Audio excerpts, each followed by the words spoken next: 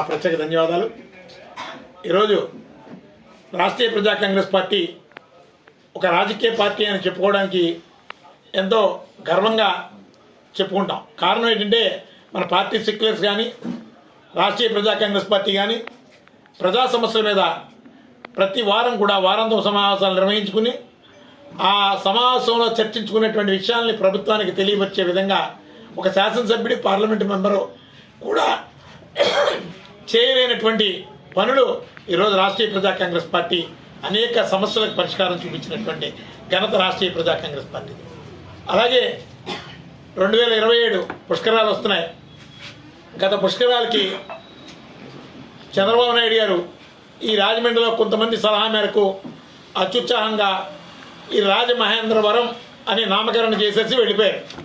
అది state government గెజిట్లో Rajamahendravaram అని మారింది. వాస్తవానికి రాజమండ్రికి ఒక మహోన్నతమైనటువంటి చరిత్ర ఉంది. చరిత్ర ఘట్టాలు తిరగేసుకుంటే రాజరాజ నరేంద్రుడి కాలంలో మాత్రమే రాజమహేంద్రవరం అని అతి కొంతకాలం నడిచినటువంటిది. ఈ రాజమండ్రికి 2000 సంవత్సరాల పైబడిన చరిత్ర, మహోన్నతమైనటువంటి చరిత్ర ఉంది. శ్రీ నన్నయ్య గారి దగ్గర నుంచి చూసుకుంటే ఎక్కడా కూడా రాజమహేంద్రవరం అనేది లేదు. అయినా రాజమహేంద్రవరం రాజమండ్రికి ఎవరు ఇచ్చినటువంటి ఈనాం గ్రామం కాదు ఇది. అలాగే ఎవరో ఇచ్చినటువంటి వరం కాదు ఇది. ఇది రాజమండ్రి ప్రజల మనోభావాల్ని తగ్గించి అలాగే వారి ఆత్మగౌరవాన్ని దెబ్బతీసే విధంగా ఉందని రాష్ట్రీయ ప్రజా కాంగ్రెస్ పార్టీ భావించింది. చరిత్ర పుటల్లో రాజమందిర్ అని ఉంది, రాజమహేంద్రి అని ఉంది, రాజమండ్రి అని ఉంది. అందుకని రాష్ట్రీయ ప్రజా కాంగ్రెస్ పార్టీ ప్రభుత్వానికి మేము ఒకటే చెప్తున్నాం, రాజమండ్రిగా నామకరణం చేయండి 2027 పుష్కరాలకి.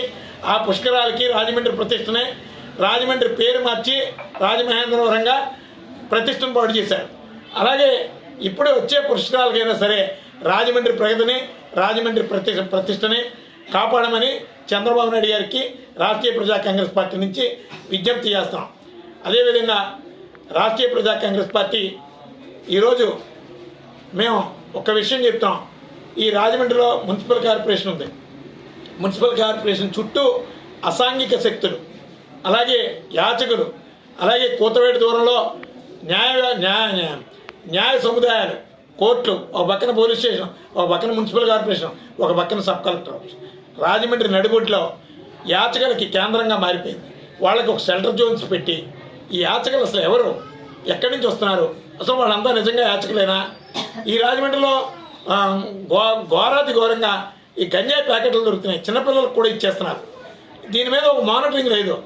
ప్రభుత్వ అధికారులు జీతాలు తీసుకోవడమే పని కాదు, నగర అభివృద్ధి మీద, నగర భద్రత మీద కూడా దృష్టి కేంద్రీకరించాలి. దురదృష్టవశాత్తు ఇక్కడ నేతలు స్పందించాల్సినటువంటిది రాజకీయ పార్టీగా మేము స్పందిస్తాం. ఇక్కడ ఎమ్మెల్యేలుగా పోటీ చేస్తున్నటువంటి వాళ్ళు కానీ, పార్లమెంట్ సభ్యులుగా పోటీ చేస్తున్నటువంటి వాళ్ళకి కానీ రాజమండ్రి మీద ఒక విజన్ లేదు.